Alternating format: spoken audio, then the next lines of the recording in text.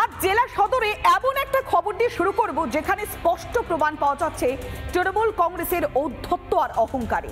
আর যে ছবিটা দেখাবো তাতে প্রমাণ হয়ে যাবে এদের ঔদ্ধত্য আর অহংকারের একেবারে সীমা ছাড়িয়ে গিয়েছে। এটা শুধুমাত্র শৌচালয় দুর্নীতির কোনো খবর নয়, এটা হচ্ছে তৃণমূল কংগ্রেসের ক্ষমতার অপব্যবহার আর দাম্ভিকতার খবর, যেখানে জনগণের টাকায় আয়েশ করছে কারা? তৃণমূলের নেতা নেত্রীরা। একেবারে কমিউনিটি টয়লেট, সাধারণ মানুষের জন্য এই কমিউনিটি টয়লেট করার কথা কোথায়?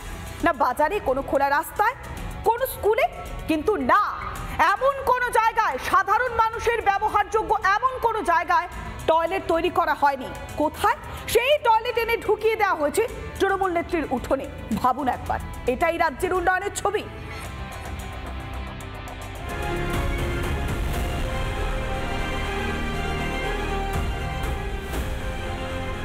আমি এই মুহূর্তে দাঁড়িয়ে আছি মুর্শিদাবাদ জেলার সাগরদিঘি ব্লকের কাবিলপুর এলাকায়। কাবিলপুর এলাকায় কমিউনিটি টয়লেট তৈরি হচ্ছে, কিন্তু সেই কমিউনিটি টয়লেট একেবারে প্রধানের বাড়িতে। দেখাচ্ছি সেই ছবি। কাবিলপুর অঞ্চলের তৃণমূলের প্রধান রোজিনা বেগমের বাড়ি হচ্ছে এটা, আর এখানে তৈরি হচ্ছে কমিউনিটি টয়লেট। কমিউনিটি টয়লেটটি প্রায় 2.5 লক্ষ টাকা ব্যয়ে তৈরি হচ্ছে, কিন্তু এটা কোনো সরকারি জায়গায় হচ্ছে না।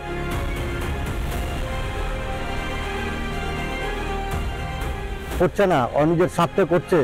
আর যেটা কথা বলছে যে আমি স্কুলের ছাত্রীর জন্য আমি করছি, এটা সব ভুল কথা বলছে। ও বাউন্ডারির ভিতরে ও করছে, ও নিজের স্বার্থে।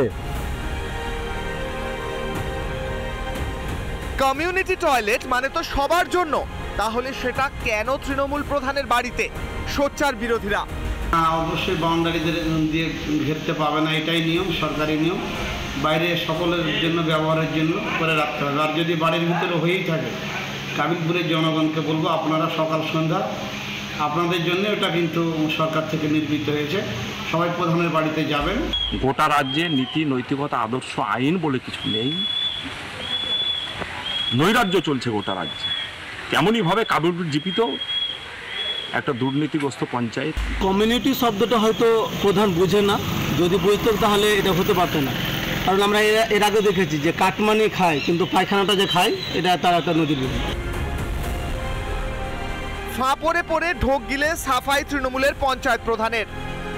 আমি মানুষের কথা, জনসাধারণ কথা ভেবেই কিন্তু আমার জায়গাতে ট্যাঙ্কিটা দিয়েছি, আর দরজাটা কিন্তু আমি বাইরে রেখেছি। হ্যাঁ, আমি কোনো ভুল কাজ করিনি, কারণ এই জায়গার জন্য তো সবারই কাছে চাইতে হবে, আর সবাই তো দেবে না। তার জন্য আমার চিন্তা ভাবনা দিয়ে আমার বাড়িতে মেম্বার আসে, আমার কাছে থানা থেকে লোক আসে, ক্যাম্পে থেকে লোক আসে, প্রত্যেকটা মানুষের বাড়িতে আমার আনাগোনা লেগে আছে। তাছাড়া আমাকে মেম্বারেরাই বলেছিল যে আমরাও আপনার বাড়িতে আসছি, আপনার একটা টয়লেট করেন বাইরে। তৃণমূল প্রধানের বাড়িতেই কেন বাজারে নয়, স্বাস্থ্যকেন্দ্র বা স্কুল মাঠে নয়? সরকারি টাকাকে কি নিজের সম্পত্তি মনে করে তৃণমূল? ঘটনায় রীতিমতো প্রশ্নচিহ্ন দেখা দিচ্ছে, কিভাবে একজন তৃণমূলের প্রধান কমিউনিটি টয়লেট বাড়ির মধ্যে তৈরি করছেন। মুর্শিদাবাদের সাগরদিঘি থেকে সৌমিত্র দাস, রিপাবলিক বাংলা। নানা ধরনের কন্টেন্ট দেখার জন্য লাইক করুন, শেয়ার করুন আমাদের ফেসবুক পেজ, সাবস্ক্রাইব করুন আমাদের ইউটিউব চ্যানেল। পাশাপাশি অন্যান্য ব্রেকিং নিউজের জন্য অবশ্যই চোখ রাখুন রিপাবলিক বাংলায়।